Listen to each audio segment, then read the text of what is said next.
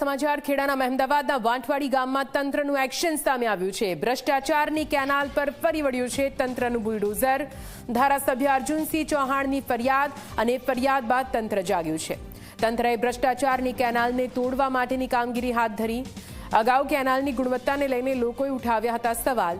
અર્જુનસિંહ ચૌહાણે સીધા મુખ્યમંત્રીને ફરિયાદ કરતા કાર્યવાહી કરાઈ છે। ગાંધીનગરથી અધિકારીઓએ આવીને કેનાલની ચકાસણી કરી હતી અને તે બાદ કેનાલમાં ભ્રષ્ટાચાર જણાતા બુલડોઝર આ કેનાલ પર ફેરવી દેવામાં આવ્યું છે। આ કેનાલને તોડી દેવામાં આવી। વધુ માહિતી સાથે સંવાદદાતા નચિકેત જોડાઈ ગયા છે ફોન લાઈન પર।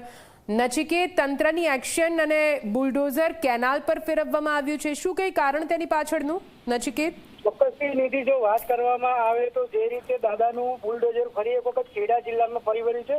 આ વખતે જે માઇનોર કેનાલ જે મહેમદાવાદ તાલુકાના વાંઠવાડી ગામેથી નીકળે છે અને એ કેનાલનું જે કામ 2 કરોડના ખર્ચે હાથ ધરવામાં આવ્યું હતું, પરંતુ જે મહેમદાવાદના ધારાસભ્ય છે અર્જુનસિંહ ચૌહાણે તેમણે ત્યાં નિરીક્ષણ કરતા જે ખામીઓ જોવા મળી હતી ને એકદમ જે જર્જરિત હાલત જે હોઈ શકે તેવી કેનાલ નવનિર્મિત બનાવવામાં આવી હોવાનું પ્રકાશમાં આવતા આ કેનાલ પર હવે દાદાનું બુલડોઝર ફરી ગયું છે।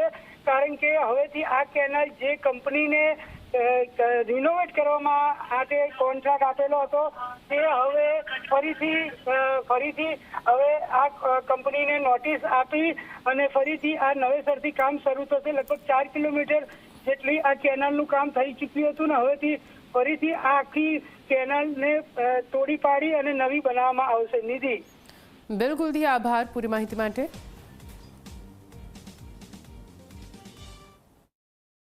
મારા ગામમાં એક નેર માઇનોર મહી સિંચાઈનું કામ ચાલે છે, એની મુલાકાત લીધી। મુલાકાત લેવાનું કારણ કે વિધાનસભામાં જ્યારે આ સ્થાનિક સ્વરાજ્યની ચૂંટણી હતી એ વખતે મને ફરિયાદો મળી।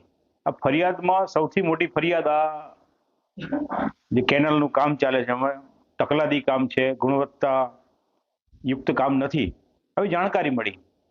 ચૂંટણી પૂરી થતાં મારી ટીમ સાથે, અધિકારી સાથે, કોન્ટ્રાક્ટર સાથે અમારે જવાનું થયું અને આશ્ચર્યની વચ્ચે એકદમ હલકી ગુણવત્તાવાળું મટીરિયલ અને કામ જોવા મળ્યું। અમે અધિકારીને વાત કરી છે અને ગઈકાલે સીએમ સાહેબને પણ આ રજૂઆત કરી છે।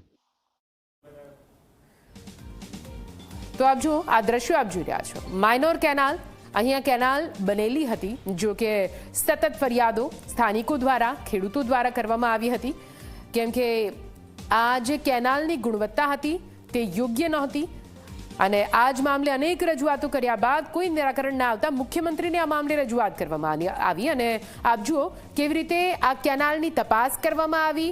કેનાલમાં ભ્રષ્ટાચાર થયો હોવાનું સામે આવતા, ગુણવત્તા અયોગ્ય હોવાનું સામે આવતા અહીં દાદાનું બુલડોઝર ફરી વળ્યું છે। લગભગ આ પ્રકારની પહેલી ઘટના છે અને એક મોટો સંદેશ અહીંયા ભૂપેન્દ્ર દાદાએ ચોક્કસથી એ તમામ ભ્રષ્ટાચારી કોન્ટ્રાક્ટરોને આપી દીધો છે કે આ પ્રકારની કામગીરી હવે નહીં ચલાવી લેવાય।